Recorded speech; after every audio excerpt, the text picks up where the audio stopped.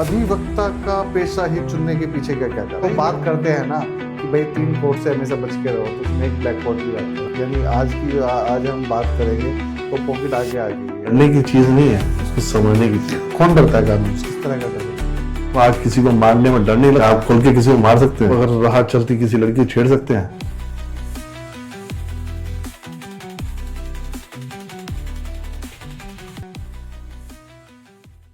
नमस्ते भारत, आप सभी दर्शकों का पुनः स्वागत है आपके अपने YouTube चैनल संवाद की पॉडकास्ट सीरीज संवाद विद दीपक पवार में।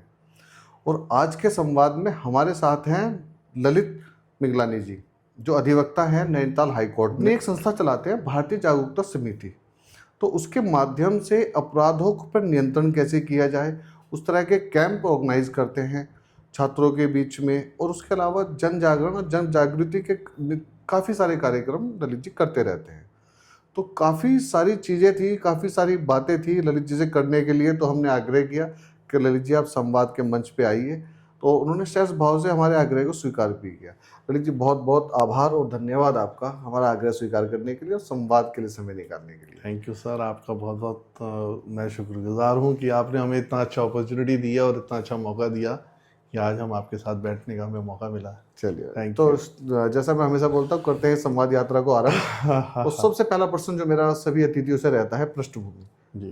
तो पृष्ठभूमि से जुड़ेंगे ताकि मेरे दर्शक आपसे जुड़ सके। तो आप थोड़े से आपकी पृष्ठभूमि पर प्रकाश डालिए। यहीं हरिद्वार का मैं बासिंदा हूँ, यहीं जन्म हुआ है मेरा, इसी जन्मभूमि से मैं आगे बढ़ा हूँ। यही मेरी कर्मभूमि रही है, यही मेरी जन्मभूमि रही है।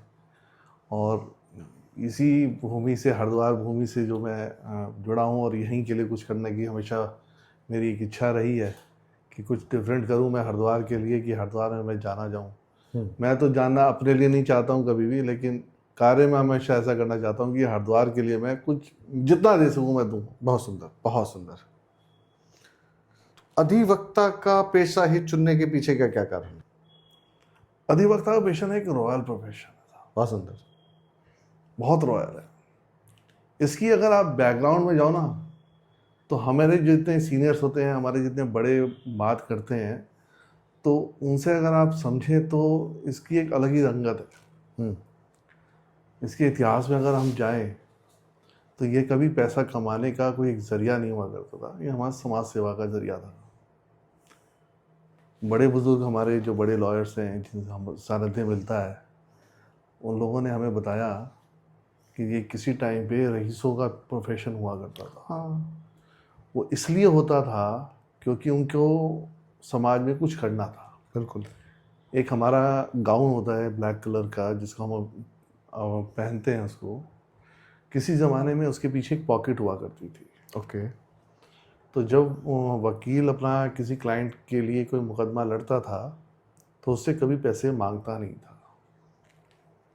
वो हमेशा जब उसका काम करता था तो करने के बाद वो पीछे मुड़ जाता था, उस पॉकेट में डाल दो। वो जो पॉकेट थी तो वो पॉकेट में जो उससे मंजर आता था वो डालता था। बहुत सुंदर। तो वो डालने का पर्पज़ सिर्फ इतना था कि उस वकील को ये बताना था कि मैं तुझ पे कोई एहसान नहीं कर रहा हूँ, यानी ये तू मुझ पे कोई एहसान, मैंने तेरा काम किया तो मेरा कोई एहसान नहीं है तेरे ऊपर, इसलिए जो तेरा बनता है तू मेरी इस पॉकेट में डाल दे और मैं अपना चलता रहूँ, या ताकि तू बर्डन से फ्री हो जाए, मेरे बर्डन से फ्री हो जाए। तो ये इस प्रोफेशन की ना खूबसूरती है। अब मेरे बड़े भाई साहब भी लॉयर हैं, तो उन्होंने मुझे इस पेशे में लेकर आए। तो वो पॉकेट अभी भी है? पॉकेट आज काट के ना छोटी सी बन गई है, एक छोटा सा है। अगर सीनियर गाउन की बात करें तो वहाँ पे आपको पॉकेट मिलेगी, लेकिन जनरली अभी आप जो ट्रेंड में जो गाउन हमारे चलते हैं तो पॉकेट की जगह एक छोटा सा उसका टैग बना हुआ है अभी, तो वो आज भी गाउन के पीछे लटकता है। टैग लगा। हाँ, वो सिंबल है उसका कि वो दिखाता है। यानी आज हम बात करेंगे तो पॉकेट आगे आ गई है। फीस, क्योंकि जो ये ना अब तो बात करते हैं ना कि भाई 3 कोट से हमेशा बच के रहो, तो उसमें एक ब्लैक कोट भी आता है। कोट भी रहता है। देखिए, ये ना अब इस प्रोफेशन की को लोगों ने अब प्रोफेशन कम एक पैसा कमाने का जरिया ज़्यादा बना लिया और एक अंधी दौड़ मच गई। आज हर तीसरा चौथा युवा LLB करना चाहता है। नहीं करना चाहता है, करना चाहिए। मैं कहता हूँ हर तीसरे को नहीं, हर व्यक्ति को करना चाहिए, क्योंकि लॉ आपके जीवन में आने से पहले शुरू होता है। तो जो प्राइवेट इंस्टीट्यूट से लॉ की डिग्रियां बांट रहे हैं वो कितना सही है? देखिए, मैंने क्या कहा, ये प्रोफेशन जो है ना, अब वो बिजनेस बनता जा रहा है। इससे बिजनेस नहीं बनना चाहिए, इससे प्रोफेशन को रहना चाहिए। जब आप LLB की और लॉ की बात कर रहे हैं तो जो आपकी आंखों की चमक है ना, वो वही चमक है जब आप बात कर रहे हैं रॉयल प्रोफेशन में। तो पर मैं बात उसको भी आप कितने सहज भाव से स्वीकार कर रहे हैं कि ये बनता जा रहा है, तो वो कहीं ना कहीं हमारी न्याय प्रणाली के लिए घातक है या नहीं है? देखिए, अगर जो इसमें डिवोशन में आता है, देखिए इसमें जब आता है तो पैशन में आता है। एक को देख के, यार वो अच्छा वकील है, कुछ नहीं तो काला कोट है, मैं अपनी धमक जमाऊंगा, मैं अपनी चमक दिखाऊंगा। लेकिन वो जैसे जैसे इस प्रोफेशन में आता है, इसका जो उसका पेन है, जो उसकी रिक्वायरमेंट्स है, जो उसकी लेबर है, तो उससे कई लोग पीछे भी चले जाते हैं। हमारे बैच में जब हमने लॉ करी थी तो मेरे बैच में करीबन 250 से 300 बच्चों ने लॉ हमारे साथ करी थी। ठीक है। मुश्किल से आज 25 होंगे हम लोग जो वकालत के पेशे को ऐसे लॉ वकालत कर रहे हैं। तो सभी पेशे में आ तो रहे हैं, आप वकालत करना चाहते तो हैं, लेकिन उसमें कितने फिल्टर होके आप वकील बनते हैं, तो ये भी मैटर करते हैं ना, वकील कितने बन रहे हैं। हर तीसरा बंदा वकालत तो कर रहा है, लेकिन हर तीसरा बंदा वकील नहीं बन रहा है। ऐसा तो नहीं जो 25 से बाकी के लोग हैं वो LLB की डिग्री लेने के बाद बाकी लोगों को परेशान करने का काम कर रहे हैं? नहीं, ऐसा नहीं। तभी तो हम अवेयरनेस करते हैं। अवेयरनेस क्या करते हैं? अवेयरनेस पर्पस हमारा यही है कि हम समाज में कानून के प्रति जो डर है, उस डर को हटा के उसके प्रति जागरूक करें। ठीक है ना। आप कानून डरने की चीज़ नहीं है, उसको समझने की चीज़। कौन डरता है कानून से? हर कोई डरता है। आप डरते हैं, मैं डरता हूँ। किस तरह का डर है? अगर ये डर नहीं होगा तो समाज चलेगा नहीं। वो मैं जानना चाह रहा हूँ। हर चीज़ का डर है। क्या आपको आज किसी को मारने में डर नहीं लगता है? क्या आप खुल के किसी को मार सकते हैं? नहीं मार सकते। न्याय प्रणाली का डर है। आपको न्याय प्रणाली का डर है। आप अगर राह चलती किसी लड़की को छेड़ सकते हैं? नहीं छेड़ सकते, क्योंकि आपको डर है। ललित जी, संस्था को लेके मेरे मन में एक प्रश्न आता है कि संस्था का विचार कैसे आपके मन में आया और संस्था के साथ किन किन लोगों का जुड़ाव है आपकी जो संस्था? ये सवाल वाकई आपका बहुत अच्छा है, क्योंकि इसका जो विचार था ये भी एक बड़ा एक अपने आप में यूनिक चीज़ है, और इसमें लोग कैसे जुड़े ये भी अपने आप में बड़ी अच्छी चीज़ें हैं। एक बार एक बच्चा एक क्राइम में फंस गया था, उसने मुझे बड़ा झिझोरा था। आपको याद होगा तो एक बड़े बच्चे ने किसी बच्चे का कत्ल कर दिया था हमारे शहर में ही, स्कूल कैंपस में, और वो चला गया था। तो उसने बड़ा मुझे, ये 2013 के आसपास की बात है, तो 13 से ही मेरा दिमाग में था कि हम बच्चों के लिए कुछ करें। तो ये चीज़ें मैं कई बार डिस्कस करता था सोसाइटी में, जो मेरे जानकार थे, मित्र लोग थे। तो हमारा एक मित्र है आशुष चौधरी, में छोटा भाई है, नितिन गौतम साहब है, उनसे भी मेरा जिक्र हो रहा था। तो उन्होंने कहा ठीक है, हम इस पर कुछ काम करते हैं। इस सोसाइटी की खास बात ये रही जो मैंने बनाई संस्था, कि मुझे हर तबके का, हर क्षेत्र का आदमी मिला। यानी कि उसमें शिक्षक भी है, हाउस वाइफ भी हैं, उसमें एक कॉमन मैन है। कॉमन मैन का इतना ज़बरदस्त रोल है। अच्छा, लॉ से उनका कोई लेना देना नहीं, कभी लॉ उन्होंने पढ़ी नहीं है।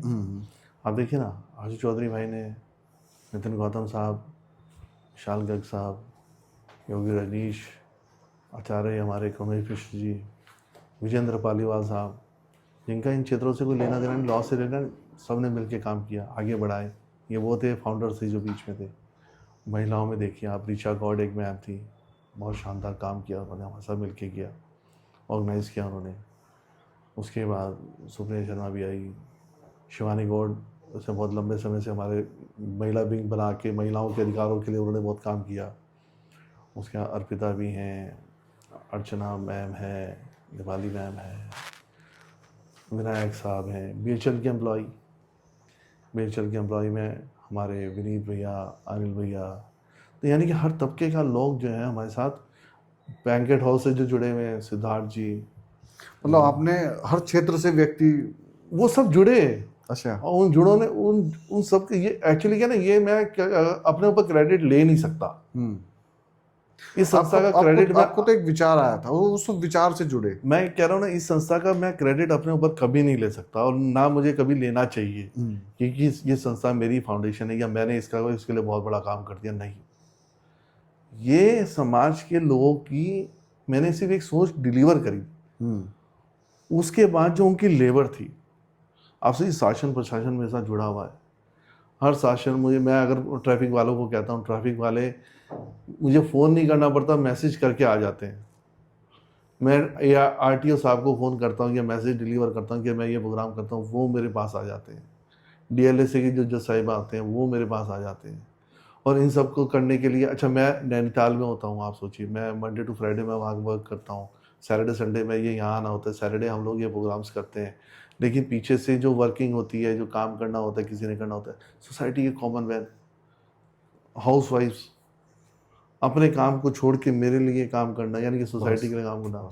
तो पत्रकार लोग शानदार, आप जैसे भाई लोग हमेशा आगे बढ़े रहते हैं मेरी न्यूज़ के लिए। जब भी मेरी न्यूज़ आती है मुझे पता नहीं चलता कैसे पब्लिश हो रही है, मुझे अप्रोच नहीं करना पड़ता, लेकिन पब्लिश हो जाती है। तो ये कलेक्टिवली वो वर्क है। तो मैं तो जितने भी मेरी संस्था से जुड़े हुए लोग हैं, चाहे वो शुभम हो, चाहे छोटे से छोटा बच्चा हो और बड़े से बड़ा सज्जन हो, मैं तो आपके इस चैनल के माध्यम से कोटि कोटि सबको नमन करता हूँ, थैंक यू कहता हूँ कि आपने हमें सपोर्ट किया। चाहे नीता मैम हो, अंजलि महेश्वरी मैम हो, इतने सारे नाम है कि मैं कहीं मिस हो गया ना, वो कहेंगे फिर मेरा नाम नहीं लिया, तो उसके लिए सॉरी। तो नहीं, आप सबका बहुत बहुत सुंदर जितने नाम आपने लिए हैं, उसमें से काफ़ी नामों को मैं जानता हूँ, अरुण पाठक जी, परिचित हूँ। अरुण पाठक जी बहुत अच्छा काम करते हैं। उन्होंने एक अभी पीछे एक विचार बनाया कि सारी महिलाओं को लेके एक हम प्रोग्राम ऑर्गेनाइज करते हैं। पूरा प्रोग्राम उन्होंने ऑर्गेनाइज किया, हर स्कूल का प्रिंसिपल मेरी एक आवाज़ अभी बताया। देखिए, आप जब अपनी संस्था की बात कर रहे हैं तो मैं हमेशा ये कह सकते हैं कि मैं कोशिश करता हूँ चेहरे के एक्सप्रेशन पढ़ने की। जब मैं बात करता हूँ बीच में, जब आप बात करते हैं, आपकी आंखों की चमक मैं वो देखता हूँ। तो जब आप एक एक व्यक्ति का नाम ले रहे हैं तो मैं भाव महसूस कर पा रहा हूँ। तो आपने मुझसे, जब हम पॉडकास्ट के बिल्कुल स्टार्टिंग में, जब पॉडकास्ट नहीं था, तो आपने पूछा था इसका मोटिव क्या है, ये आपने प्रश्न किया था। तो जो भाव से आपने संस्था खड़ा किया जी, भारतीय जागरूकता समिति, उसके पीछे कोई मोटिव नहीं था, उसके पीछे एक सोच थी, सोच, और लोग सोच से जुड़ते हैं। तो संवाद बनाने का भी यही है। संवाद सिर्फ 5 मिनट के दो व्यक्तियों के संवाद से जन्मा हुआ संवाद है। मतलब ये सोचिए कि जब संवाद का जन्म हो रहा था तो ऐसे कोई ये प्री प्लान नहीं है, ऐसा कुछ भी नहीं है कि मैंने 6 महीने इसके लिए तैयारी की। सिर्फ 10 मिनट का कन्वर्सेशन है, और वो कन्वर्सेशन के बीच में राजीव शर्मा जी का ऑफिस है। मैं हमेशा उनको धन्यवाद करूँगा। राजीव शर्मा जी के नगर पालिका के चुनाव थे, मैं किसी कार्य से वहाँ बैठा हुआ था। देवी सिंह राणा जी भारतीय जनता पार्टी से चुनाव प्रभारी थे। तो बस उन्होंने पूछा कि यार सोशल कनेक्टिविटी अब बंद क्यों कर दी। मैंने कुछ डिफरेंट करेंगे।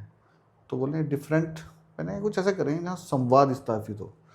और ये मुंह से निकला तो मैंने कहा एक पॉडकास्ट बनाएंगे और नाम रखेंगे संवाद।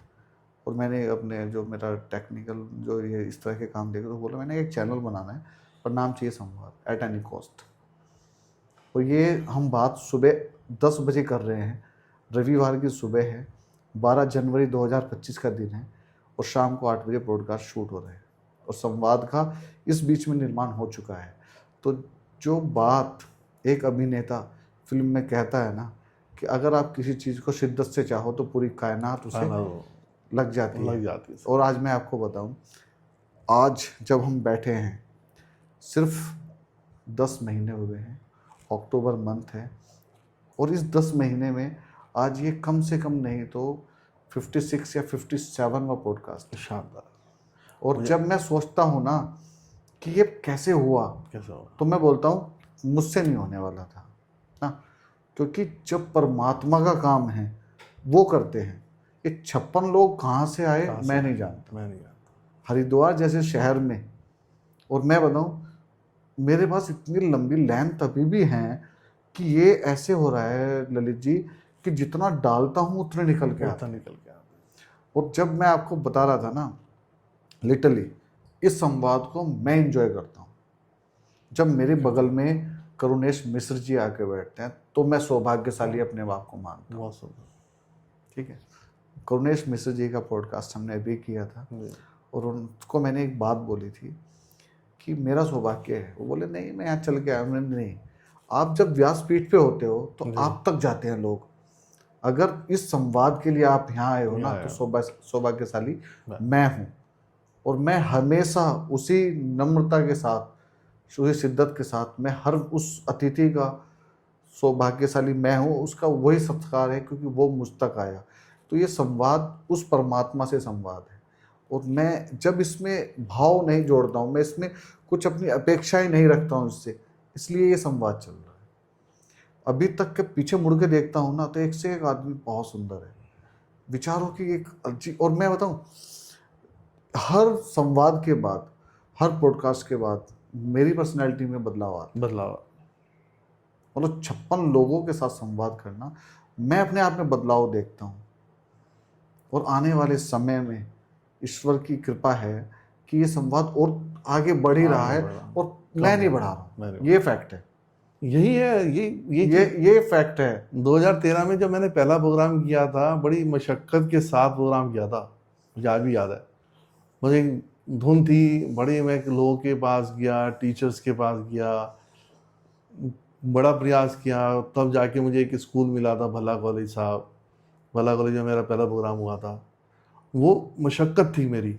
और तब मुझे लोगों ने कहा कि कुछ नहीं होने वाला है, कि सिर्फ टाइम पास कर रहा है, क्या मिलेगा इसे। उसके बाद मैंने मुड़ के नहीं देखा। आज भी अगर मैं कहता हूँ ना, मैं आता हूँ, कई बार होता है कि नहीं यार मेरा मन नहीं है अभी कोई प्रोग्राम करने का, कुछ नहीं, प्रोग्राम अपने आप जनरेट हो जाता है। कोई प्रिंसिपल कह देते हैं मिलानी आप हमारे स्कूल में आओ, तो मैं प्रिंसिपल्स के बड़े थैंकफुल होता हूँ। तभी तो कहता हूँ ये मेरा, मैं कभी भी ना, आपने मुझे जब स्टार्टिंग, ये मुझे लग रहा था कि मैं, ये संस्था मेरी तो है ही नहीं, ये मेरी तो सिर्फ सोच थी। अच्छा, जिन्होंने मेहनत करी है, मैं उनका क्रेडिट क्यों ना दूँ उनको। बिल्कुल सही बात, ठीक है ना। अब मैं अगर उनके माध्यम से अगर मैं किसी जगह पे पहुंचा हूं, या हम कुछ कर पा रहे हैं जो दुनिया अप्रिशिएट कर रही है, तो जो उन हर व्यक्ति का योगदान, मैं हर जगह हमेशा थैंकफुल रहता हूं। और हमेशा हर जगह उन सबका थैंक यू जिन्होंने मुझे एक पल भी सपोर्ट किया है और इस संस्था को आगे बढ़ाने का, ये इस काम को बढ़ाने का। तो मैं उस सबको नमन करता हूँ। बस किन किन का नाम लें, बात ये आती है। और हम तो मुड़ के देखते हैं कि कितना लंबा सफर 2013 से लेके ना आज तक। आपको, आप जब आप बात कर रहे हो तो वो एक शायर का एक शेर याद आ जाता है कि जिसने दिया है एक कतरा भी साथ मेरा, कतरा वक्त रहा तो दरिया लौटाएंगे। मैं हमेशा थैंकफुल रहता हूँ। मेरी ज़िंदगी में मैंने हमेशा यही सीखा है कि अगर किसी ने मुझे दिया है तो मैं उसको कितना लौटा पाऊँगा, क्योंकि ये मैं बड़ा खुश नसीब हो जाता हूँ कि कोई मेरे साथ खड़ा हुआ है। आप सोचिए ना, कोई मेरे साथ खड़ा हुआ आदमी है, ऐसे कोई खड़ा हो जाता है, क्यों होता है भाई, मेरा क्या लेना देना भाई साहब। सही बात, सबकी अपनी ज़िंदगी जी रही है, आप क्यों मेरे लिए आ रहे हो। ठीक है, लेकिन सब जुड़ते हैं, काम करते हैं। हमने बड़े बड़े प्रोग्राम करे, कितने सारे हमारे पास ऐसे ऐसी डिग्निटीज़ हमारे प्रोग्राम्स में आई। तो मैं सोचता हूँ कि क्या ये मैं अकेला कर पाता, शायद नहीं। आंसर है नहीं, कभी भी नहीं। और कभी भी ये संस्था कभी भी मेरे अकेले से नहीं चलेगी। तो मैं हमेशा, अकेले से हम कुछ नहीं कर सकते। तो मैं हमेशा हर व्यक्ति से कहता हूँ आपका अपना योगदान है। लॉयर्स का सपोर्ट, जजेस का सपोर्ट, डीएम का सपोर्ट, एसएसपी साहब का सपोर्ट, पुलिस वालों का सपोर्ट, पब्लिक का सपोर्ट, जहाँ जाता हूँ तो मुझे मीडिया का सपोर्ट। ठीक है, मेरे आपकी बात से फिर एक बात याद आई कि जब हम बात करते हैं ना अकेले की, तो आई तो इतना अकेला है ना, बस उसको देखो, वो अकेला है और वी को सपोर्ट बहुत है। तो मैं हमेशा जीवन पर्यंत अपनी नौकरी के दौरान और जब भी मैं किसी कनेक्ट होता हूँ, मैं हमेशा बोलता हूँ कि आई को गिरा दो, और वी जब हो जाएंगे ना, तो जब हम होते हैं ना, तो उसकी वही ताकत है बात वही ताकत है। आपको लगता है कि आपके परिवार का कौन है, सवाल होता है कौन है, अरे साहब ये है मेरे परिवार, बस। तो उसमें आनंद है, हर लोगों का है, सब अपनी फील्ड में आगे बढ़ रहे हैं, हमें अच्छा लग रहा है। लेकिन आप लोगों ने हमें सपोर्ट किया है, मेरी सोच को आगे बढ़ाया। लोग हैं ऐसे समाज सेवा के क्षेत्र में भी, और लोग ऐसे हैं जैसे नहीं, लोग जुड़ना भी चाहते हैं, बिल्कुल करना चाहते हैं, उनको अपॉर्चुनिटी नहीं मिल पा रही है। बिल्कुल आप दे रहे हो उनको, हम भी क्या दे रहे हैं, वो खुद कर रहे हैं। उनकी लेबर, आप सोचे ना, एक महिला है जो टीचर है, स्कूल में पढ़ा रही है, अपना परिवार चला रही है, उसका अपनी अपनी ज़िंदगी सेट है। सुबह जाओ, दोपहर तक उसका काम करो, संघर्ष की ज़िंदगी है, शाम को ट्यूशन में पढ़ा रही है, सब कुछ कर रही है, उसके बावजूद हमारे लिए समय निकाल रही है। सलाम है ना उसको। अब मैं तो दूसरा है भाई, उनके घर की खाना भी है, रोटी भी है, बना रही है। एक महिला जो हाउस वाइफ होती है ना, वो ज़्यादा बिजी है वर्किंग वूमेन से। अरे बिल्कुल भाई तो सुबह 4 बजे उठ जाती है। मैं अपनी वाइफ को है, देखता हूँ सुबह 4 बजे उठती है, जो रात को। वर्किंग वुमेन है ना उसकी फिक्स है 8 घंटे, हाँ, जो हाउस वाइफ है ना उसकी फिक्स और जो दोनों मिला मिक्स हो जाती है, अरे वो तो अल्टीमेट है फिर तो। और उसके बाद सोसाइटी में जो समय दे दे, देखो तो ऐसे हैं हमारे, हम तो हम उनके साथ हम उनको थैंकफुल करते हैं हमेशा। बिल्कुल सही बात है। फिर मुझे एक चीज़ याद आई कि कितना बोझ उठाती है होगी जो कमाने के बाद खाना बनाती है। खाने बनाते तो मतलब मैं तो देखो कई बार सोचता हूँ ना, इन चीज़ों को सोच के मैं अपने आप को प्राउड भी फील करता हूँ, और मैं हमेशा इस चीज़ को देखता हूँ कि यार कमाल है, इनकी जगह यार मैं हूँ। आप सोचो ना, मैं हूँ, क्या मैं इतना कर पाऊंगा? नहीं दे पाता था मैं। हम कोर्ट आवर्स करते हैं, मेरी शेड्यूल है कोर्ट आवर्स करने के बाद, क्लाइंटेज करने के बाद, घर देखने के बाद, अपनी सोसाइटी को थोड़ा बहुत समय देने के बाद कोई मुझे कह दे दूसरी सोसाइटी में आप काम कर लो, नहीं होगा। हम कर नहीं पा रहे, समय नहीं है ना हमारे पास, सही बात है। लिमिटेड टाइम है उसके में आप हमारे लिए करते हो। मैं तभी मैं हर चीज़ को शुक्राना अदा करता हूँ हर आदमी का, कि भाई आप मेरे साथ जुड़े हो। आप क्यों जुड़े हो ये तो मुझे नहीं पता, क्योंकि हर इंसान में एक परमात्मा विराजमान है, लेकिन मैं हर किसी को धन्यवाद, बहुत आज मैं सुंदर। आपका धन्यवाद कि आपने मुझे इतना अच्छा मौका दिया है, और मेरी बातों को आपने इतने पेशेंसली सुना, मुझे बहुत अच्छा लगा। आज मैं अपने दिल की बात कुछ कह पाया हूँ, बहुत सुंदर। क्योंकि कई जो बार हम थैंक्सफुल होते हैं ना, नहीं, आप सोचो ना, आप जब आप काम करते चले जाते हो ना, बढ़ते जाते हो, तो आपका मन में ना बोझ बढ़ता मैं जाता है। आपको बता दूं ललित जी, संवाद की खूबसूरती यही है। जब मैं इसको नाम देता हूँ ना, मैं इसका नाम अपने पॉडकास्ट में बहुत बार लेता हूँ क्योंकि आई लव इट। मैं इस नाम से प्यार करता हूँ, और जितना प्यार मैं अपने शो से करता हूँ ना, उतना प्यार मैं उसके नाम से करता हूँ, क्योंकि संवाद है विचारों का। तो मैं वही चाहता हूँ, जैसे आपने अपने दिल की बात खुल के की, ठीक है, और मुझे फर्क नहीं पड़ता इसको 2 आदमी देखें, मैं और आप भी देख लेंगे ना, नहीं, तभी भी इसका करना सार्थक है। आप समझिए ना, एक वक्त आता है, आपने ये काम किया, देखिए आप जब आपके भगवान चले आपको 500 हो जाए, 1000 हो जाएंगे जब एपिसोड, तो जब आप इसके बारे में सोचेंगे ना, आप इसकी एक थॉट लेंगे दिमाग को, तो आपके मन में एक बर्डन आएगा, देखिए बहुत एक प्रेशर होगा आपके मन में, ठीक है ना। वो प्रेशर किस बात का है? इस बात का नहीं कि मैं सक्सेसफुल हो गया हूँ या मैंने कुछ अचीव किया।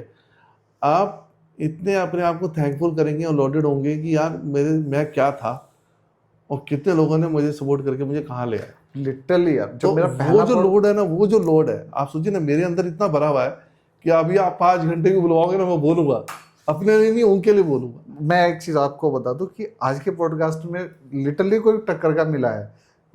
ये लेंथ पॉडकास्ट की बहुत लंबी होने वाली है, और ऑफिशियली जा भी रही है लंबी। बट आपकी बात को मैं कहता हूँ कि जब पहला पॉडकास्ट देखता हूँ ना, और आज जब 55 56 57 पॉडकास्ट देखता हूँ, तो totally I have been change. मैं देख रहा हूँ हर दिन के बाद अपने अंदर बदलाव, और ये बदलाव मेरी वजह से नहीं है, ये बदलाव बिकॉज ऑफ संवाद। क्योंकि जो लोग यहाँ आए, जब मैंने उनको सुना, मैं अपनी क्योंकि क्या है, जो बदलाव की प्रक्रिया है ये निरंतरता के साथ, जैसे लर्निंग है ना, लाइफ लॉन्ग चलती है, आपके आखिरी दिन तक भी चलती है। तो आपको डिसाइड करना है कि आप सामने वाले से क्या ले रहे हो। तो मेरा प्रयास यही रहता है कि मैं जिससे भी बात करूं, तो आई कैन चूज इट कि मैं उसमें से क्या निकाल लूँ क्या अपने लिए, निकाल ना, और उसको मैं क्या अपनी लाइफ में इम्प्लीमेंट कर लूँ। लूं। तो ये सुधार है, और हर व्यक्ति को अपने जीवन में, हम हर व्यक्ति से सीखते हैं, हम हर क्षण में सीखते हैं, हम हर वस्तु से सीखते हैं, यही जीवन है बस। और सीखना एक प्रक्रिया ही जीवन है। और जो आदमी बोलते हैं ना, एंड ऑफ द डे, ठीक है ना, end of the life, sorry, end of the life खत्म, तो मैं ये मानता हूँ कि लाइफ उस दिन खत्म होती है जिस दिन आप सीखना बंद कर देते हैं। मेरा मानना, आदमी तब खत्म होता है जब वो कहता है मैं, जब वो मैं में आ जाता है। मैं तो खत्म कर ही देती है। क्योंकि मेरा मानना हमेशा ये रहता है कि आप मैं में कभी ना जियो। देखिए, जितनी सरलता में जो जीवन जीने का मजा है ना, आनंद है, जितना आप झुक के रहोगे, जितना झुक के रहोगे, आपकी जो रीढ़ है ना वो फ्लेक्सिबल रहेगी। अकड़ में तो अकड़ जाती है भाई आप साहब। जब आप कॉमन मैन की तरह, मुझे ना कॉमन मैन की लाइफ जीना बड़ा आनंद आता है। मैं टी शर्ट में, शॉर्ट्स में, अपना चप्पल में घूमता हुआ आपको कहीं में मिल जाऊंगा, बहुत इजीली मिल जाऊंगा। मुझे ग्राउंड लेवल का आदमी जब मुझे अप्रोच करता है मुझे बहुत अच्छा लगता है। मैं सोचता हूँ कि शायद मैं इस भगवान ने मुझे इस नसीब मुझे दिया है, खुश नसीब बनाया है कि मैं उसकी बात सुन पा रहा हूँ। बहुत सारे विचार हम लोगों के आपस में मिलते हैं, पॉडकास्ट बहुत लंबा भी हो जाएगा, बात करते रहेंगे। एक बात और बोलता हूँ, अक्सर मैं ये बोलता हूँ और मैं सुनता हूँ लोगों की, मैं जब बात करता हूँ 130 करोड़ लोग हिंदुस्तानी होगी, तो 130 करोड़ लोग कहानियाँ हैं, 130 करोड़ कहानियाँ हमारे आसपास हैं, और हमें कभी मौका मिले तो उनको सुनो। हर किसी के पास अल्टीमेट कहानी है। हर किसी, देखिए लोग क्या करते हैं आज की डेट में, क्या चल रहा है, एक नया बिजनेस चल गया, मोटिवेशन। मोटिवेशन कोई किसी को दे नहीं कोई सकता कॉन्सेप्ट नहीं। ठीक है ना। मोटिवेशन जैसा कुछ है ही नहीं। कई बार बिजनेस का मोटिवेशन वो लोग दे रहे हैं जिन्होंने लाइफ में एक भी फेलियर नहीं देखा, ठीक है ना। जब आपने बिजनेस किया ही नहीं है, आपने फेलियर देखा ही नहीं है, तो हाउ कैन टीच यू। तो मतलब आप क्या सिखा रहे हो यार। एग्जैक्टली। उससे अच्छा है आप एक स्वीपर को पकड़ लो, उसकी स्टोरी सुनो यार। संघर्ष तो उसने उसका किया ना, संघर्ष देखो, उसने संघर्ष किया भाई साहब। इतना प्यारा, इतना, ये कॉन्सेप्ट मुझे अच्छा लगता है। मुझे कभी भी कोई मिल जाता है तो मैं पकड़ लेता हूँ। मेरे ऑफिस का सीन तो ऐसा ही है, कभी मैं इतने लोगों को पकड़ लेता हूँ। मेरी कुर्सी रिपेयर वाला आया एक दिन, मैं उसको 1.5 घंटे बैठाया। उससे सीखने को मिलता है भाई साहब। 1.5 घंटे मैंने मैं आपको बताऊं सीखने की बात है ना, एक नाई है, वो नाई बेचारा, मैं उससे हमेशा उससे बाल कटवाता हूँ, उससे मुझे बड़ा अजीब सा प्यार है। मुझे अब जहाँ जहाँ शिफ्ट हो रहा है मैं उसके वहीं पहुँच जाता वहीं शिफ्ट हो जा रहे हो। हूँ, मैं वहीं चला जाऊँ, उसके पीछे पीछे जाऊँ। लेकिन मैं उससे सीखता हूँ भाई साहब, वो मुझे बहुत सिखाता है। उसका मैंने, जब वो मेहनत कर रहा था, जब हम भी बच्चे थे तब भी वो उसकी एक दुकान में नौकरी कर रहा था। मैं, मुझे आता था, भैया कहता था भैया मैं आपके काटूंगा, ठीक है आप काटो। उसने अपनी दुकान अलग करी, पहले बच्चे से लेके उस दुकान को उसने पनपाया, यानी बड़ा पेड़ किया। पेड़ के बनने का पता नहीं क्या हुआ, धराशायी हो गया। वो बेचारा एक छोटी सी एक किराए के कमरे में बैठ के बाल काटने लगा। ठीक है। मैं फिर वहीं पर गया, मैं उस कमरे तक गया, उस कमरे में बाल काटे, मैंने कटवाया। उसकी जब एसी वाला उसने जब दुकान बना ली थी, सब बड़ा कर लिया था, तब भी मैं उसी यहाँ कटवाता था। उसके बाद आज भी वो लगा हुआ है, संघर्ष कर रहा है, दुकान ले ली, फिर ले ली, सेटअप कर रहा है, बना रहा है, मेहनत कर रहा है। मैंने जब नहीं कर सकता साला हम क्यों नहीं कर सकते भाई साहब। एक्चुअली वही जीवन है, वही जीवन है। तो परमात्मा में ये सिखाते हैं, ज़्यादा आ जाए तो उछलना नहीं, और जब कम रह जाए तो सब्र नहीं खोना, सब ठीक है टूटना ना। जो 2 शब्दों पे सब टिका हुआ है, श्रद्धा और सबूरी, ठीक है। तो जब आपके मन में श्रद्धा हो और सब्र आप रख सको, तो मैं एक चीज़ मानता हूँ कि एक ना एक दिन चीज़ें बदलती हैं, हैं, सबके दिन निश्चित आते रूप हैं, से बदलते हैं। दिन सबके आते हैं, चाहे वो इंसान हो, चाहे वो कुछ भी हो। कुछ भी हो। जगहों को देख लो, औरंगाबाद है, कभी 150 रुपये फुट जगह नहीं बिकती थी, और आज की डेट में नवोदय नगर हो गया तो जगह मिलती नहीं है। तो आप ये मत सोचो कि आपकी ज़िंदगी आज ऐसी है, तो आप मोटिवेशन के तौर पे ले सकते हैं जो भी इसको सुने, पर ज़िंदगी सबकी बदलती है। आप निरंतरता से जो कर रहे हो सिर्फ उतना भी करते रहो ना, उतना ही उसको भी करते रहो ना, तभी भी लाइफ चेंज हो ही बाल जाएगी। पे हल्के हल्के हम रोज हथौड़ी भी मारेंगे ना तो दीवार टूट टूट जाएगी, ही एक दिन जाएगी, टूटेगी टूट टूटेगी। ही। बहुत चलिए सुंदर है, चलिए बहुत चलिए, सुंदर ठीक है, लगा आज। कट करो बेटे इसको। आप, तो आप तमाम जगह कैंप लगाते हैं जी, आप अवेयरनेस के कैंप लगाते हैं, राइट। एक्सपीरियंस कैसा रहता है? बहुत आप शानदार, कुछ शेयर करिए। बहुत शानदार। युवाओं के बीच में कैसा एक्सपीरियंस है? मैं कहता हूँ जिस यूथ में हम जाते हैं ना, अगर हम इनको ढंग से पॉलिश कर दें, हमारा फ्यूचर बहुत ब्राइट है। मैं 2013 से अवेयरनेस कैंप कर रहा हूँ, समाज के डिफरेंट डिफरेंट वर्ग में साथ जुड़े, प्रशासन, शासन सब ने सहयोग देते हैं। हम स्कूलों में जाते हैं, स्कूलों में बच्चों के साथ इंटरेक्शन करते हैं जिन्होंने कभी लॉ के बारे में भी समझा भी नहीं है। 11th-12th के बच्चों को हम उनसे इंटरेक्शन करते हैं। उन बच्चों में जो क्यूरियोसिटी है, वो आपसे और हमसे ज़्यादा जानना चाहते हैं, समझना चाहते हैं। मेरा एक बहुत अच्छा एक्सपीरियंस है, मैं आज भी अभी शेयर करता हूँ। 2013 से लेके मैंने आज तक किए करीबन हरिद्वार के सारे स्कूलों को मैं अप्रोच कर चुका हूँ। एक नहीं, 3 4 बार अप्रोच करी है। लाखों बच्चों से, करोड़ों बच्चों से मैंने बात कर ली है। मुझे गिनती नहीं आज मैं कितने बच्चों से इंटरेक्शन, क्योंकि एक सेमिनार में हमारे पास 500-1000 बच्चा होता है, उससे ज़्यादा ही होता है। एक सेमिनार कर रहा था मैं एक स्कूल में, और उसके अंदर हम इंटरेक्शन सेशन भी करते हैं बच्चों से कर। तो एक लड़की थी, मुझे आज भी वक्त तक दिमाग में ऐसी छाप छोड़ के गई है जो मैं अभी सोचता हूँ गजब। उस लड़की ने लैंड एक्विजिशन पे मुझसे बात करी। 11th क्लास की बच्ची थी। लैंड एक्विजिशन से मुझसे क्वेरी करने लगी। मेरा हाथ थोड़ा तंग था, खैर जितना था वो मैंने उससे डिस्कस किया। मेरे जहन में 2 बातें आ रही थी जब मैं उस बच्ची से बात कर रहा था। पहली, या तो वो किसी लॉयर बैकग्राउंड से है कि उसके फादर हैं या उसके फैमिली कोई होगा, या उसके घर में ऐसी लिटिगेशन चल रही है कि वो उसके बारे में जानना चाह रही है। लेकिन जब मैंने उससे बात करी तो दोनों चीज़ें नहीं निकली। अच्छा। ना तो वो लॉ प्रोफेशन से थी, किसी लॉ बैकग्राउंड से थी, ना ही उसके घर में कोई लिटिगेशन चल रही थी। तो चलते चलते हुए मैंने उससे एक सवाल पूछा, मैंने बेटे तुझे ऐसा क्या, यानी कि वो लोग क्रिमिनल के बारे में पूछना चाहते हैं, सिविल के बारे में पूछना चाहते हैं, हाँ, ये बिल्कुल डिफरेंट था, ट्रैफिक के बारे में पूछना चाहते हैं, इस लीग से हट के रेवेन्यू के बारे में पूछना, रेवेन्यू यानी कि खेती बाड़ी और ये सब। तो मुझे कहती है कि सर मुझे ना लॉ में बड़ा इंटरेस्ट है, और बहुत जल्दी मैं इस प्रोफेशन में आऊँगी और बहुत जल्दी मैं आपसे मिलूँगा। बहुत सुंदर। ये बात मैं कर रहा हूँ करीबन आपसे 7 या 8 की, 2007 या 8 के अराउंड। मैं जब भी उस स्कूल में जाता हूँ उस बच्ची के बारे में पूछता हूँ मैंने कहा है। तो अभी रिसेंटली मुझे पता चला कि उसने भी वकालत कर ली है। बहुत सुंदर।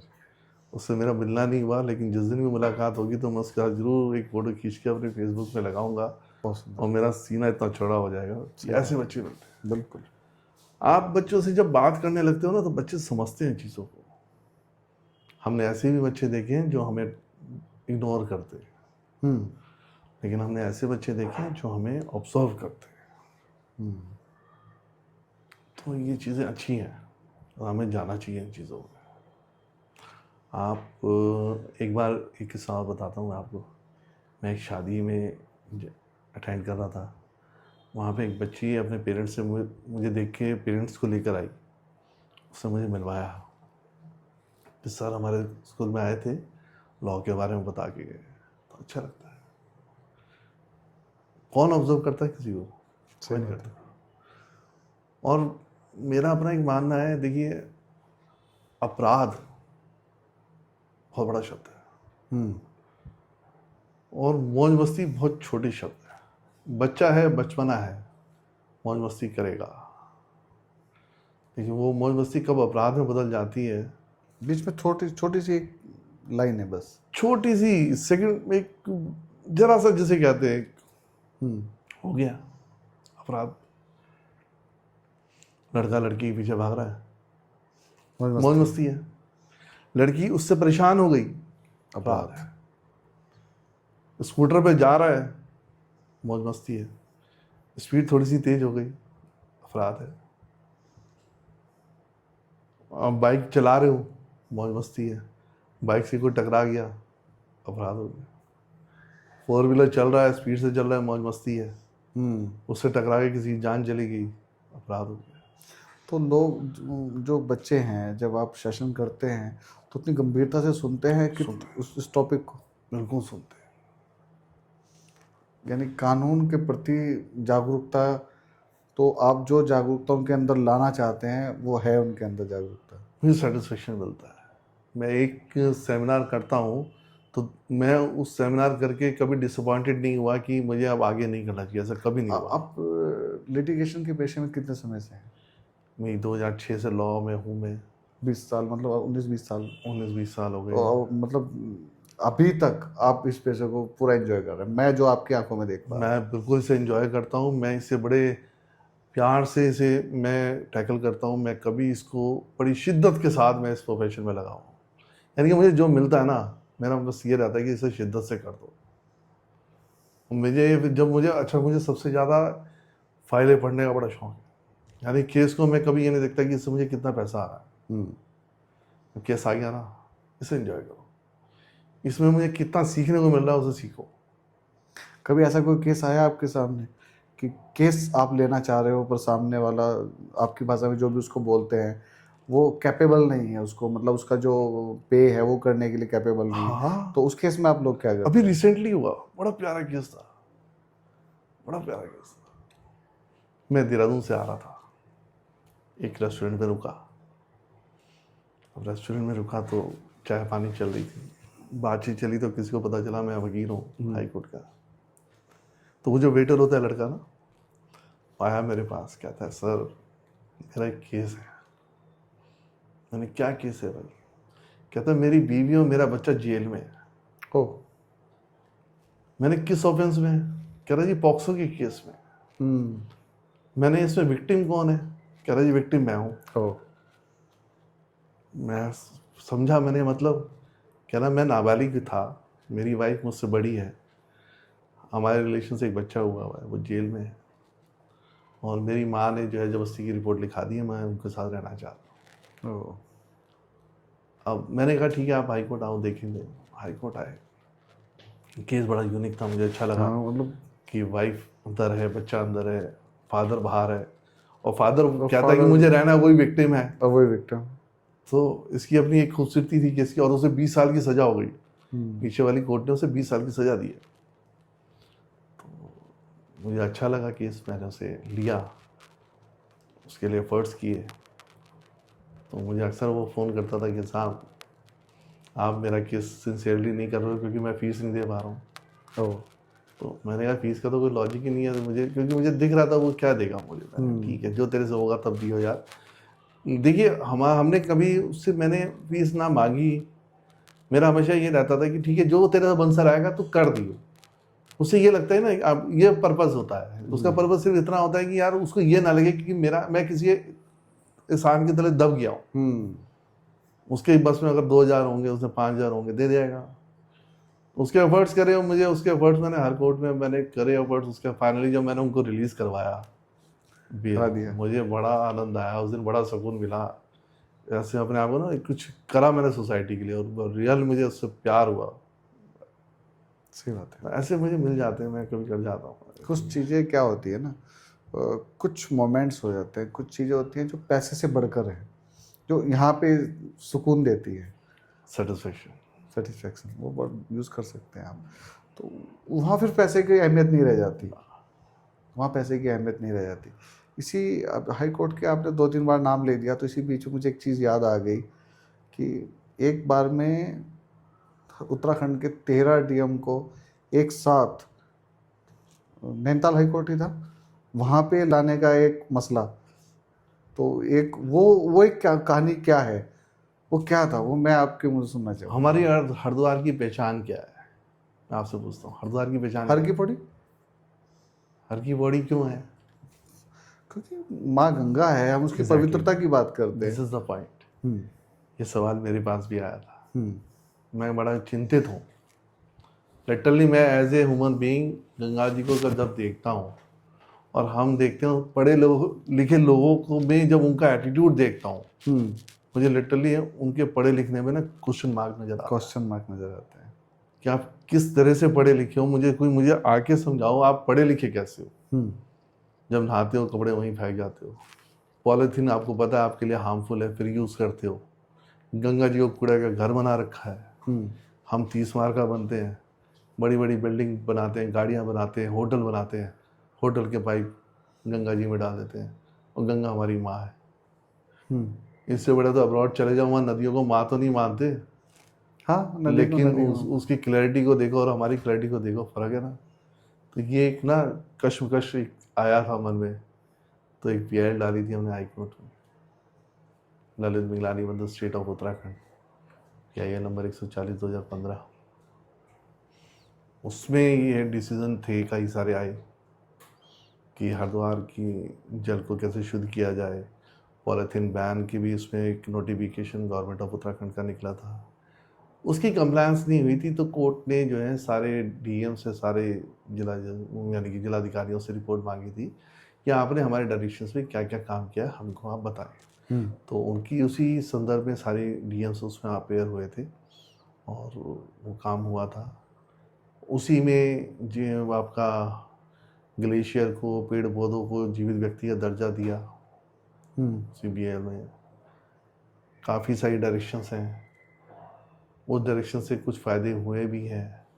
STP प्लांट जो आपका लगा है उसी की देन है। अच्छा। हाँ, जो जगदीशपुर में बना है, BHEL ने बनाया है। पॉलीथीन बैन का भी चलता है, लेकिन 100% उसकी भी कंप्लायंस नहीं है। उसकी कंप्लायंस हो जाए तो मैं कहता हूँ अगर उस ऑर्डर की उस डायरेक्शंस की भी कंप्लायंस हो जाए तो हरिद्वार हमारा काफ़ी जैसे हम बात करते हैं पॉलीथीन बैन की बात निकल के आई है, तो फिर मेरे जहन में एक सवाल आता है कि जब हम पॉलीथीन बैन की बात करते हैं और कार्रवाई होती है तो कार्रवाई दुकानदारों पे होती है, ठीक है। हम उस सोर्स को बंद क्यों नहीं करते जहाँ से ये बंद, अभी तो क्या है पॉलीथीन के सब्स्टिट्यूट बहुत हैं, उसके बावजूद भी मार्केट में आज भी 99% पॉलीथीन ही चलती है। बैग्स चलते हैं तो मॉल्स में चलते हैं जहाँ वो उनके चार्ज लगते हैं, क्योंकि छोटा ठेली वाला तो आज भी वो पॉलीथीन में ही करता है। तो उस पे सरकार काम क्यों नहीं कर सकती है? मैं ये आपसे सिर्फ जानना चाहता हूँ, आप इसकी नॉलेज मुझे बेहतर दे सकते हैं। करना चाहिए, लेकिन ये जो इसका जवाब ना कोई सरकारी बंदा ही दे तो ज़्यादा बेहतर है कि वो ऐसा काम क्यों नहीं कर रहा है। जहाँ तक नोटिफिकेशन का सवाल है, नोटिफिकेशन आ चुका है गवर्नमेंट का, वो भी उसी PIL के हेड पे आ रखा है कि पॉलीथीन उत्तराखंड में बैन है। क्योंकि देखो सरकार के जो अब उसकी नुमाइंदे, कंप्लायंस करने का काम गवर्नमेंट एजेंसी देखो की बात है। सरकार के जो नुमाइंदे हैं जो हमारे, तो वो लोग भी तो उनके यहाँ भी सब्जियाँ जाती होंगी, ड्राइवर सब्जी लेके जाता होगा, ड्राइवर ठेली से लेता होगा, ड्राइवर तो नहीं बताता होगा कि मैं वो फला अफसर के यहाँ से आया हूँ, और वो पन्नियाँ वहाँ भी जा रही होंगी। तो मतलब मैं बहुत बेसिक बात कर रहा हूँ कि वहाँ तक भी पहुँच रही होंगी। बिल्कुल पहुंच रही होंगी, इसको बैन होना चाहिए, इसको रुकना चाहिए। देखिए कुछ चीज़ें हैं जो हमारे लिए नुकसानदायक है, हमारे फ्यूचर के लिए नुकसानदायक है, हमारे आने वाली जनरेशन के लिए हार्मफुल। बिल्कुल। उसको हमारे, आप देखिए ना, हमारे जो बुजुर्ग थे उसने हमें कितना सुंदर चीज़ें देकर गए हैं। पेड़ पौधे देके गए, जल देके गए, उनका संरक्षण करके गए। हम क्या देके जा रहे हैं?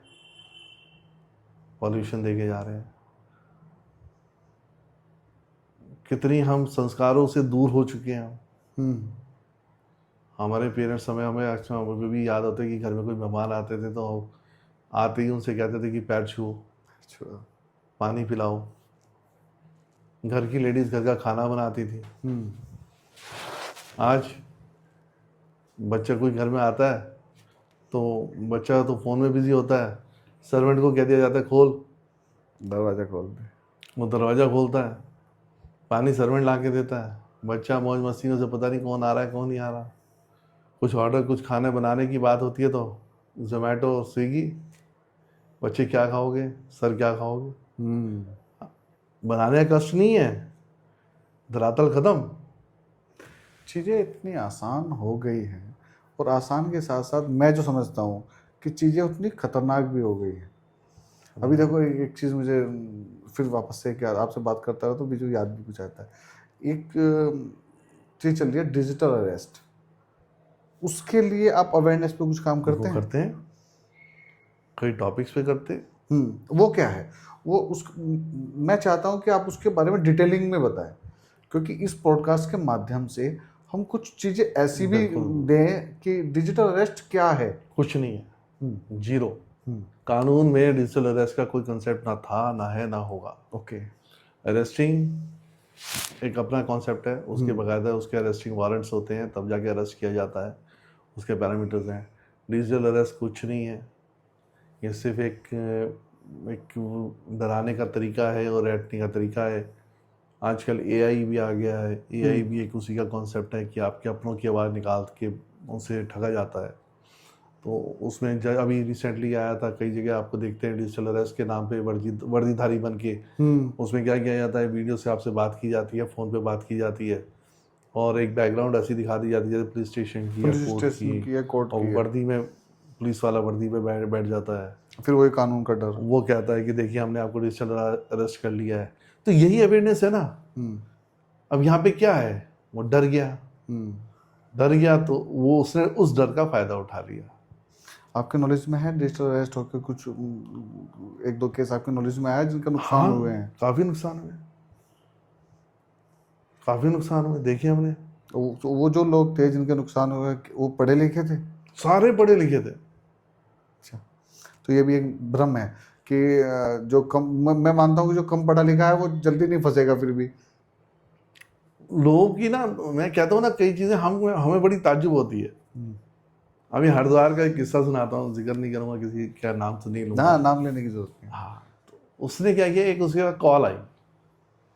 अब कॉल आती है तो वो उसे एक लालच दिया जाता है। लालच के बहाने में उसने OTP वगैरह शेयर कर ली है। अब करने पे उसके अकाउंट से 20,000 रुपये निकल गए। अब जिस नंबर से उसे कॉल आई, उसने उस नंबर को बाबा कॉल डायलिंग पे लगा दिया। उससे बात करता था, वो फ़ोन नहीं उठ रहा था, कई बार दिक्कत हो रही थी। एक बार फ़ोन उठ गया। अब वो रोना धोना कि मेरे तूने पैसे ले लिए, मैं गरीब आदमी हूँ, मैं ये हूँ, मैं वो हूँ, फलाना ढिमकाना सब चला। तो उधर से आता है, कहता है देखो ऐसा है, आपने हमें बहुत परेशान कर दिया है, हम आपके पैसे लौटा रहे हैं। अब जिस अकाउंट से हमने आपका लिया है उसमें तो लौटा नहीं सकते, आप कोई हमें नया अकाउंट दो। उसने दूसरा अकाउंट नंबर दे दिया। अब उस अकाउंट से भी 10,000 रुपये जो पड़े थे वो भी निकल गए। अब इसमें क्या, किसकी बेवकूफ़ी कहोगे आप? किसकी बेवकूफ़ी कहोगे? हमारे हरिद्वार का किस्सा है। अब यही तो बच्चों को बताना है, यही हमें समझाना है। आपको कोई 10 लाख रुपए क्यों देगा? आपके नाम पे मर्सिडीज गाड़ी क्यों निकलेगी? हाँ, इस तरह के प्रलोभन के कॉल्स और कि मैसेजेस आपका आते नंबर हैं। निकल गया है, मैं आपके नाम पे मर्सिडीज निकल गई जी, आपके यहाँ। आपको सिर्फ कुरियर चार्जेस देने हैं, हाँ, है ना? ये भी एक है।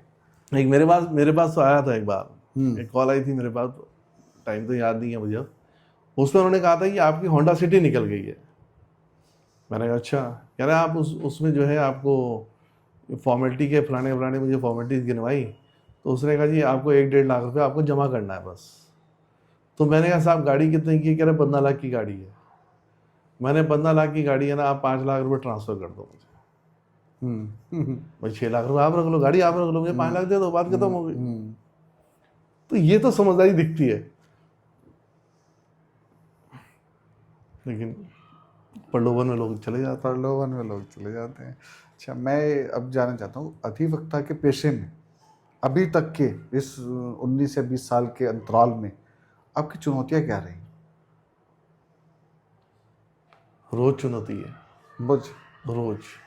ये प्रोफेशन ही ऐसा है, जैसे कि आपको रोज संघर्ष करना है। कभी ऐसा लगा कि गलत प्रोफेशन में आ गए? हाँ, लगता है, ऐसा लगता हर है। लॉयर को लगेगा।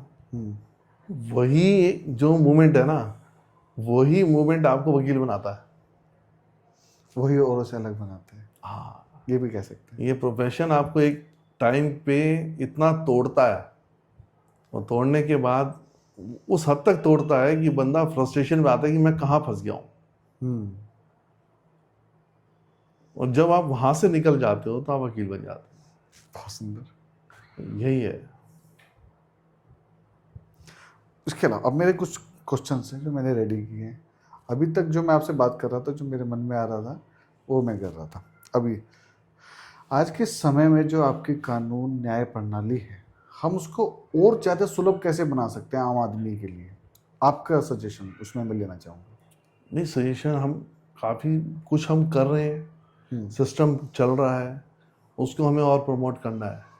कोर्टें जो है, जो गरीब तबका है, फ्री लॉयर प्रोवाइड कराती है, उनका एक सिस्टम बना हुआ है। हमारे हरिद्वार में डिस्ट्रिक्ट लीगल, हरिद्वार में क्या, हर डिस्ट्रिक्ट में होता है। सुप्रीम कोर्ट में है नेशनल लीगल सर्विस अथॉरिटी है, हाई कोर्ट्स में है स्टेट लीगल सर्विस अथॉरिटी होती है, डिस्ट्रिक्ट में होता है डिस्ट्रिक्ट लीगल सर्विस अथॉरिटी होती है। ये वो अथॉरिटीज़ हैं जो फ्री लीगल एड प्रोवाइड कराती हैं। अगर कोई गरीब तबका है जो अच्छा, जो एडवोकेट फ्री उस फरियादी को सरकार के द्वारा उपलब्ध कराया जाता है, सरकार के द्वारा नहीं, कोर्ट के द्वारा, कोर्ट के द्वारा, ठीक है, तो क्या वो भी उतनी ही क्या वर्ड यूज करूँ मैं, शिद्दत से काम करता है? शिद्दत से काम करता है? बिल्कुल। कहीं ऐसा तो नहीं है? देखिए, कोर्ट जितने में मेरे पास है, मैंने तो बड़ी शिद्दत से काम किया है। हम्म, मैं उसी टेम्परामेंट से काम करता हूँ जिस टेम्परामेंट से मैं ऐसे काम करता हूँ। तो उसके बिहाफ में हमें कोर्ट से हाँ, मिलता है, हमारा मिलता है, मेहनताना लेकिन वो नॉमिनल मिलता है। आप उससे नॉमिनल। ज़्यादा नहीं उम्मीद कर पाते हो। हम्म। उसमें ये आपको प्योरली आपको ये देखना होता है कि हमें लिटिगेंट से नहीं लेना है, और उसमें जो है कोर्ट फिर जब काम ख़त्म होता है तो जितने हमारे एक्सपेंसेस होते हैं, जो नॉमिनल चार्जेस होते हैं, वो हमें पे करती है। तो आप कहीं ना कहीं ये मानते हैं अधिवक्ता का पैसा एक समाज सेवा का पैसा है ही समाज सेवा का पेशा, है? ये पेशा है ही समाज सेवा के लिए, ये पेशा कमाने के लिए, ये कोई आपकी दुकान नहीं है। हम्म। अगर आपने काला कोट पहना है तो समाज को देने के लिए पहना है, और समाज को आपको देना है।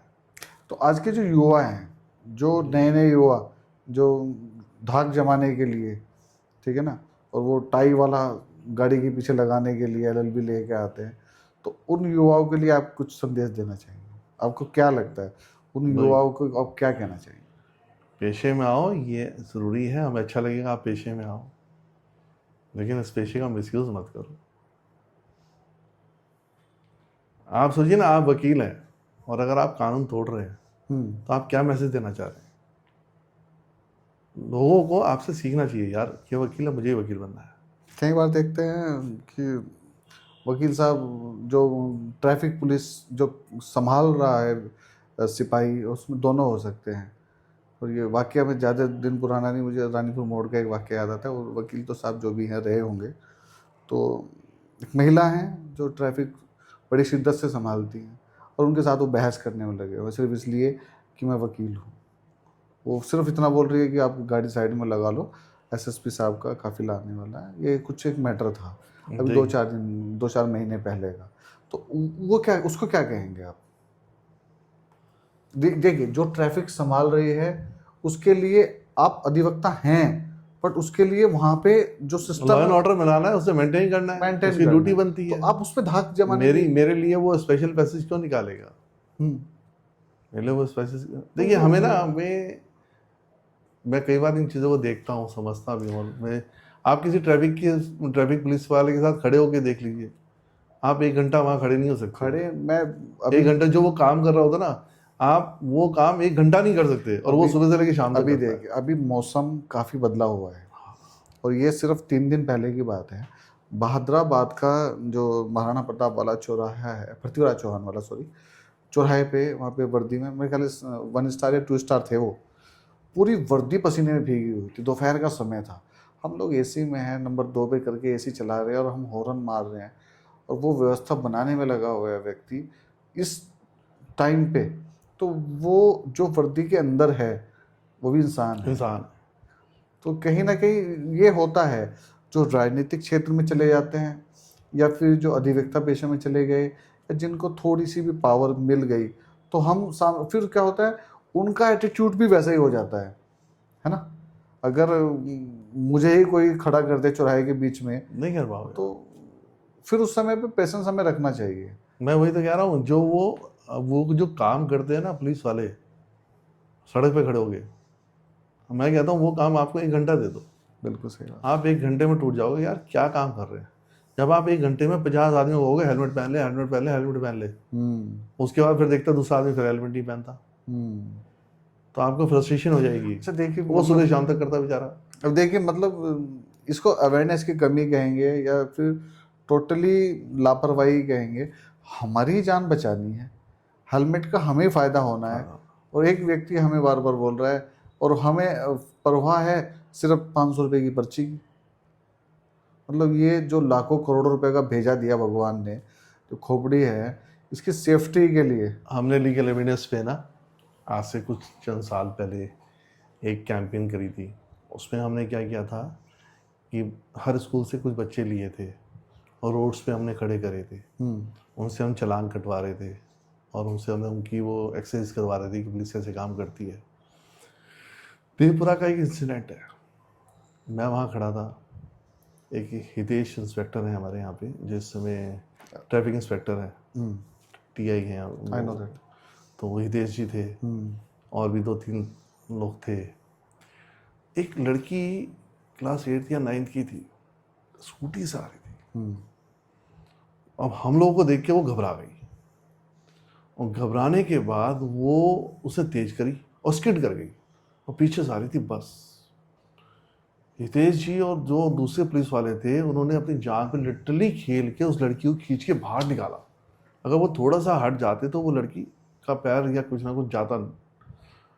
अब हमने बचाया तो सही उसे, उसके पेरेंट्स को हमने कर दिया फोन। उसके फादर आते हैं, फादर ने थैंक यू तो हमें क्या कहना था, उल्टा सुनाना शुरू कर उल्टा ये कहते तुम्हें और कोई काम धंधा नहीं है क्या। दिया। देखो, अरे यार आपकी बच्ची कह रहा और क्या करेगी वो, ट्यूशन कहाँ जाएगी, कैसे जाएगी वो। ये एक मोमेंट होता है जब जैसे सामने दिखाई दिया ना कि चेकिंग है, वहीं से ऐसे एकदम टर्न वो ज्यादा हार्मफुल है, वो ज्यादा हार्मफुल है। उससे खुद का नुकसान है, साथ में दूसरे का भी नुकसान है। हाँ। आपसे कि दूसरे वाला आ रहा है और आपने यू टर्न मार दिया, वो अपनी हाँ। स्पीड से आ रहा है, वो टकराएगा, बस। उसे भी नुकसान है, आपको भी नुकसान है। अरे पुलिस वाला आपकी जान भी ले लेगा, चालान तो काटेगा। और प्यार से हो सकता है, कई बार पुलिस वाले समझा के भेज देते हैं, सही बात है। वो कहते हैं चलो कोई बात नहीं है। तो उनसे उलझना मुझे नहीं लगता। देखिए अच्छा, हम प्रोफेशन वाले भी अगर वहाँ उनसे उलझेंगे तो मैसेज क्या दे रहे हैं हम क्या उनसे ऊपर हो गए हैं।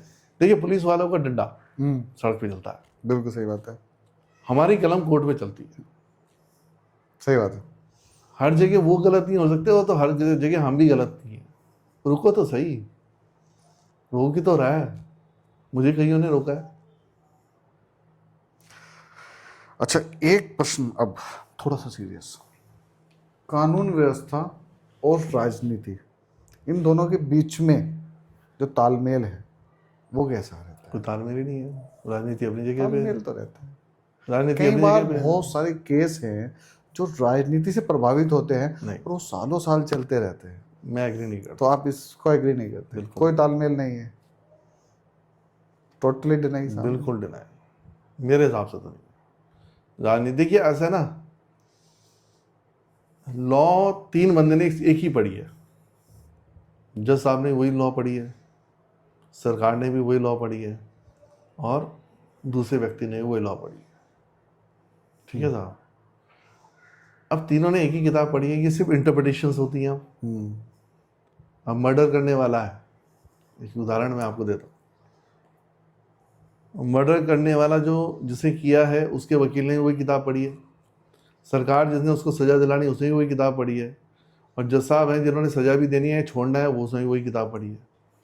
अब जब आर्गूमेंट होते हैं, जब हम खेलते हैं इन चीज़ों से, वर्ड से play is a game of words basically, और उसमें कोई डिसीजन आ जाता है, डिसीजन क्या आएगा, क्या डिसीजन आएगा? या तो सजा होगी या वो बरी होगा। अब अगर सजा हो गई तो क्या हुआ, तो कोर्ट की बल्ले बल्ले। और अगर उन्हें बरी कर दिया तो फिर एलिगेशन किस बात के भाई, लॉ अपना काम कर रही है। अब जहां तक बात दूसरी आती है, अगर कोई व्यक्ति कानून में, देखिए कोर्ट में जो है कोई भी चीज़ अगर एक एप्लीकेशन भी डलती है तो वो नियमों के तहत डलती है, और जो फैसले आते हैं वो भी नियमों के तहत आते हैं। उसमें इंटरप्रिटेशन हो सकती है कि मैंने उसको किस तरह से डील किया। सही बात है। और आपने उसे किस तरह से डील किया, मेरी डीलिंग गलत हो सकती है, तो उसके लिए हायर कोर्ट्स हैं, आप ऊपर चले जाओ। ठीक है ना, वो चैलेंज हो जाएगी, फिर वहाँ कंफर्म हो जाएगी, वो स्क्रूटनी होगी, हाई कोर्ट के जजेस हैं, सुप्रीम कोर्ट के जजेस हैं, बड़े बड़े लोग हैं, तो वो कानून की ज्ञाता है, तो वो कानून को उस हिसाब से इंटरप्रिटेशन करके डिसीजन देते हैं। तो अगर मैंने एक किसी का जिसने मर्डर किया है, या किसी एक्यूज का केस है, उसको मैंने बेल ले ली, अब एक्यूज मुझे क्या कहता है, एक्यूज मुझे क्या कहेगा बताइए। हर तारीख पे आके क्या कहेगा, मैं बहस करने लगूंगा, वो मुझे क्या कहता है, सब बहस मत करो, अभी तारीख ले लो यार, कहता ना। वो चाहता है कि मेरा डिसीजन थोड़ा लंबा हो जाए, ताकि मैं जितना जी सकूं जी लूं, क्योंकि मुझे नहीं पता मेरे किस पक्ष में निर्णय आएगा, मेरी उम्र कैद का सवाल है या मेरी जिंदगी। तो मेरी ड्यूटी क्या है, मैंने तो उससे फीस लिया ना, मेरी ड्यूटी तो उसको बचाने की है, तो मेरा प्रयास रहता है तारीख लेने का, तो वो तारीखें चलती हैं, तो हम तो अपनी ड्यूटी परफॉर्म कर रहे हैं। तो इसमें डिले जस्टिस कहाँ आता है? मेरा जो प्रश्न था, अगला जो प्रश्न था, वो कहीं ना कहीं आपने इसमें कर दिया पूरा, पर फिर भी मैं उसको आपके सामने डालूंगा कि कभी कोई ऐसा केस जो आपने ले लिया और लेने के बाद आप, क्योंकि आपने केस तो ले लिया और आपको सामने दिख रहा अपराधी है ये, आपको फिर भी उसको बचाना है क्योंकि आपने केस ले लिया, ऐसी असमंजस की स्थिति कभी पैदा सर हुई? देखिए ऐसा है ना, जब हम केस लेते हैं ना तो हमारी एक ड्यूटी बाउंड हो जाता है कि हम अपने क्लाइंट को जस्टिस दिलाएं। हाँ, वो सही है गलत वो नहीं, आप वो आपका सही client गलत उसको- देखिए वो हमारी किताबों में क्या है, आपका काम देखिए उसको जो बचाना गलत है वो गलत दिख रहा है, वो मुझे भी दिखेगा, सामने वाले को भी दिखेगा, उसको भी दिखेगा। हर्ष हमें भी पता है उसका हर्ष क्या आने वाला है, लेकिन उसको कितने सुंदरता से हम पेश कर सकते हैं उसको बचाने के लिए, वो हमारी ड्यूटी बनती है। कभी ऐसा नहीं हुआ कि कोई केस ऐसा हुआ है कि आपने पास जो मुजरिम था वो आपके पक्ष में था, आपको उसको जिता दिया, कभी ऐसा बोझ नहीं आया कि यार ये नहीं करना था, ऐसा कभी कोई इंसिडेंस? 19 साल हो गए। सर ऐसा देखिए बहुत सारी चीज़ें हैं, हम्म, मैं फिर वही कह रहा हूँ कि हमारी ड्यूटी हमारे क्लाइंट के प्रति रहती है। सही गलत देखिए यहाँ से बच जाएगा, ऊपर वाले का भी तो न्याय है।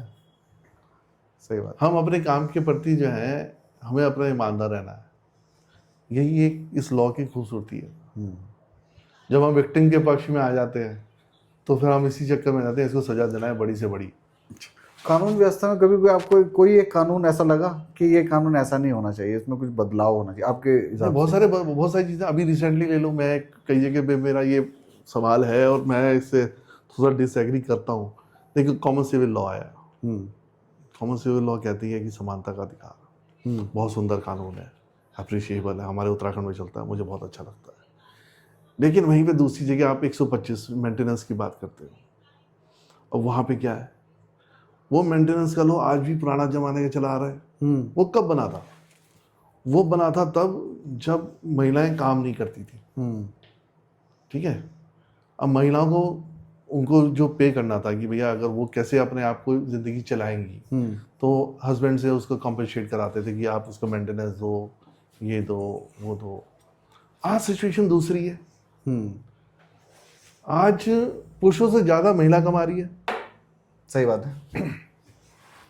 लेकिन आज भी वो बेनिफिट लेती है। 125 का मेंटेनेंस है, क्यों भाई? उसमें पुरुष ही क्यों आएंगे? सही बात है। और आज के समय में पुरुष ज़्यादा पीड़ित है।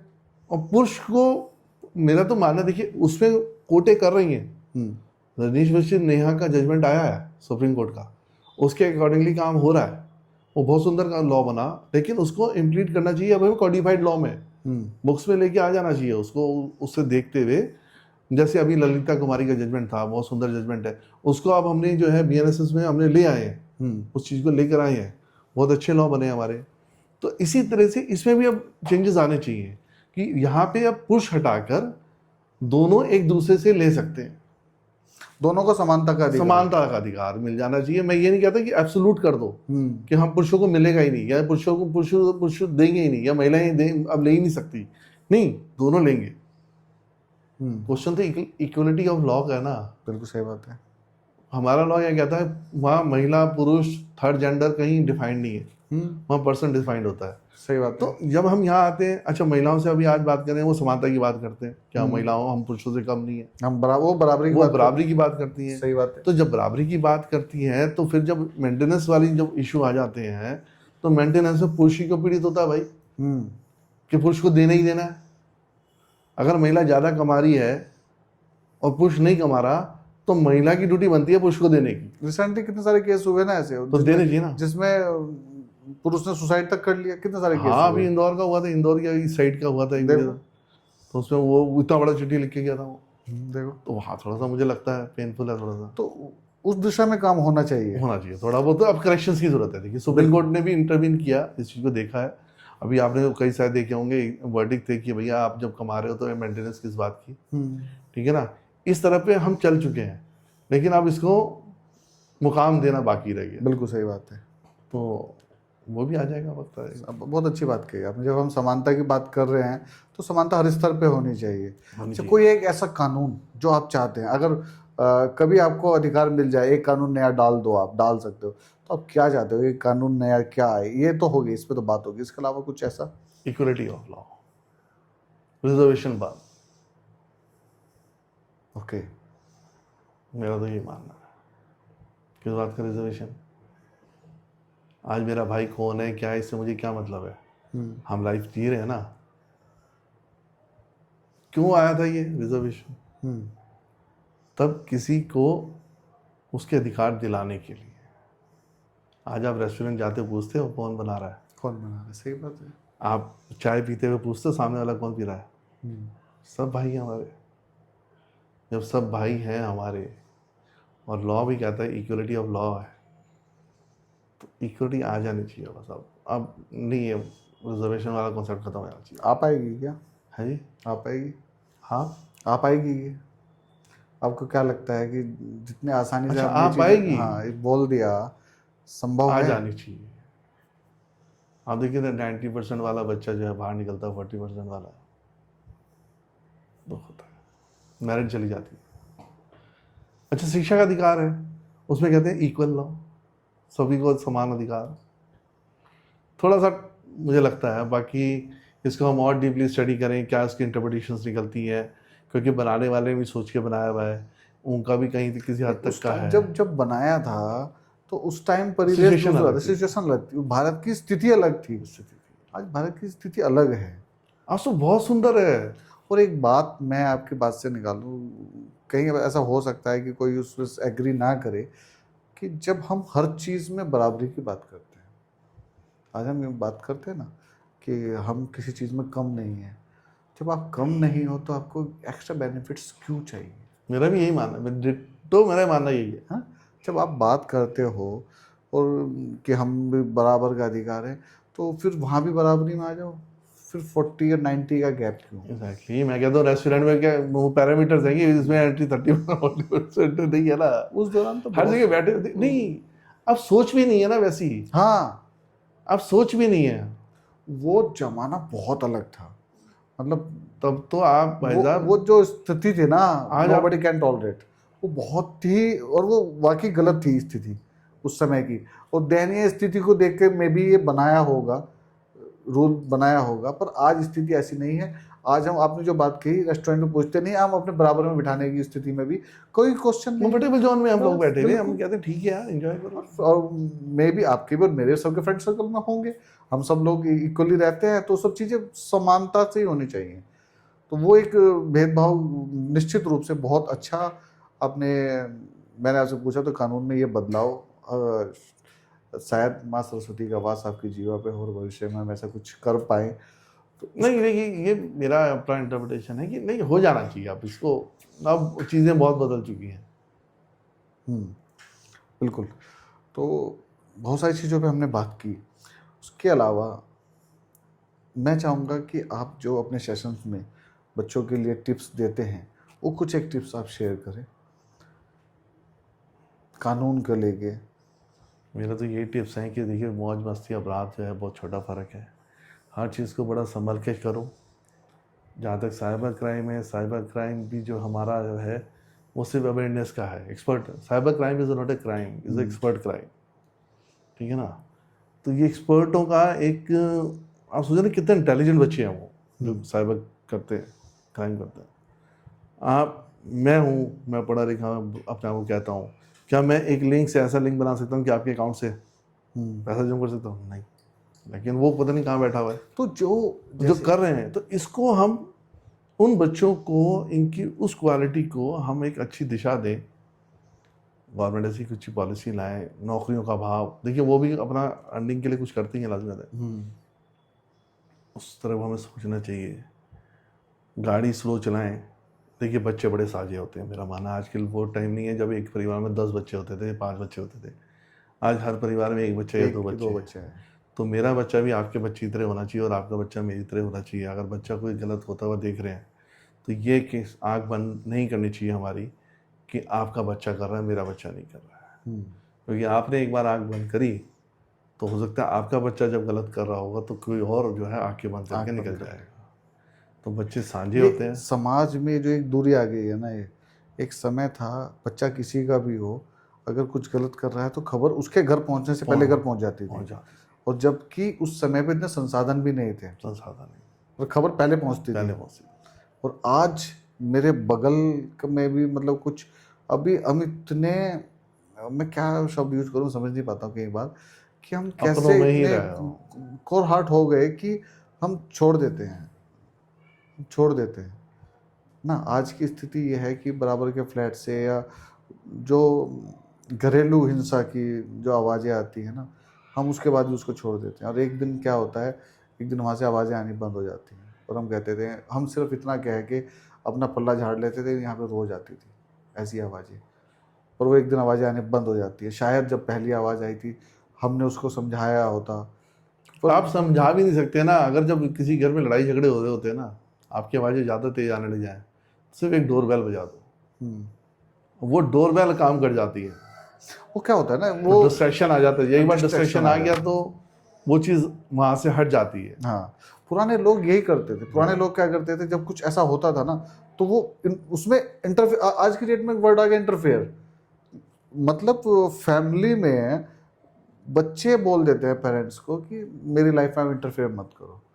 सोचो, ये भी हमने ही अपने आप बढ़ावा दिया है। बढ़ावा दिया, क्योंकि आज क्या है, बच्चा 6 साल 7 साल का हुआ तो उसके लिए अलग रूम दे दिया। अब रूम दे दिया तो यार वो प्राइवेसी की बात कर रहा है।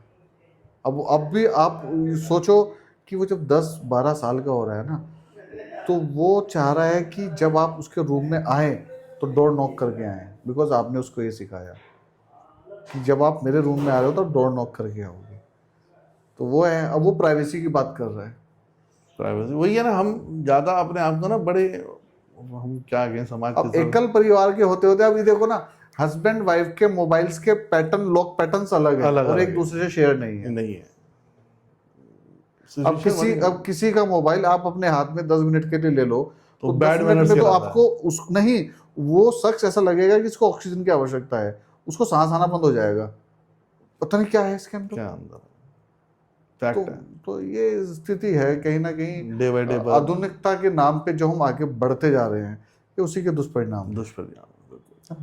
पर चीज़ें ये ठीक है, 21वीं सदी है, हमें आगे बढ़ना है, ये सब चीज़ें हैं, तो निश्चित रूप से कंट्रोल हमें ही करना पड़ेगा और हमें ही देखना पड़ेगा कि हम जनरेशन को अपनी क्या संस्कार दे रहे हैं। देखिए, बहुत सारी चीज़ें हमारे सामने ऐसी आती हैं कि हम उनको देख के नज़रअंदाज नहीं कर सकते।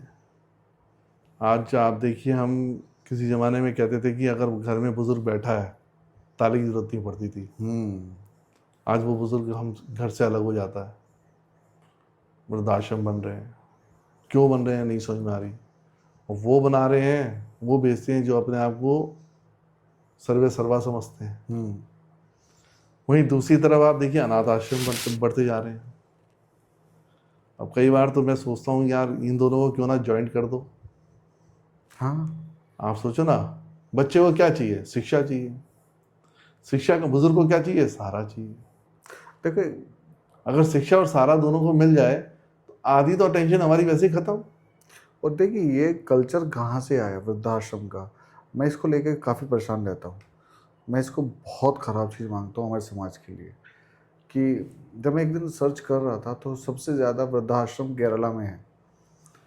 और अगर आप शिक्षा की बात करें तो केरला शिक्षा में नंबर 1 पे आ रहा है। तो देखो, जहाँ शिक्षा है ना वहाँ वृद्धाश्रम है। और कहीं ना कहीं हॉस्टल्स भी वहीं पे ज़्यादा होंगे। तो बच्चा जब वो छोटा है ना तो उसको आपने हॉस्टल डाल दिया, अब आपको वापस डालना पड़ेगा, क्योंकि जब वो आएगा, जब आप यंग एज में थे, जब उसको आपकी ज़रूरत थी, तो आपने अपनी जिम्मेदारी अलग नहीं कर निभाई, दिया। आपने उसे है ना? अलग कर दिया। आपने अलग कर दिया, क्योंकि उसे अकेला रहने की वो लाइफस्टाइल बन गया उसका। अब फिर वो जब वो अपनी लाइफ में अपनी एज में आएगा तो वो आपको क्यों टॉलरेट करेगा, वो आपको वहाँ डाल देगा। तो हॉस्टल्स से वृद्धाश्रम बने। नहीं, बिल्कुल सही बात है। इस बात से मैं भी अगर कोई मुझे कहता है ना कि बच्चों को हॉस्टल में, उसे बिल्कुल मना, मैं डिनाई करता हूँ कि नहीं, बच्चों को हॉस्टल नहीं डालना चाहिए। एटलीस्ट तब तक तो नहीं जब तक वो स्कूलिंग उनकी कंप्लीट नहीं होती, क्योंकि वो वक्त होता है जब वो आपसी कनेक्टिविटी लेता है। बिल्कुल। अगर उसने आपने बेसिक से ही आपने उसे अलग रहने का उसके अंदर एक टेम्परामेंट फिट कर दिया तो एक वक्त आने के बाद वो आपको नहीं बर्दाश्त करेगा। वो कहेगा यही ज़िंदगी है, अकेला रहो, मस्त रहो। लेकिन मैं दूसरी तरफ जाता हूँ, जैसे कहते हैं ना, वृद्धाश्रम बन गया है। एक तो वृद्धाश्रम बन रहा है, बढ़ता जा रहा है। दूसरी तरफ अनाथ आश्रम बढ़ते जा रहे हैं।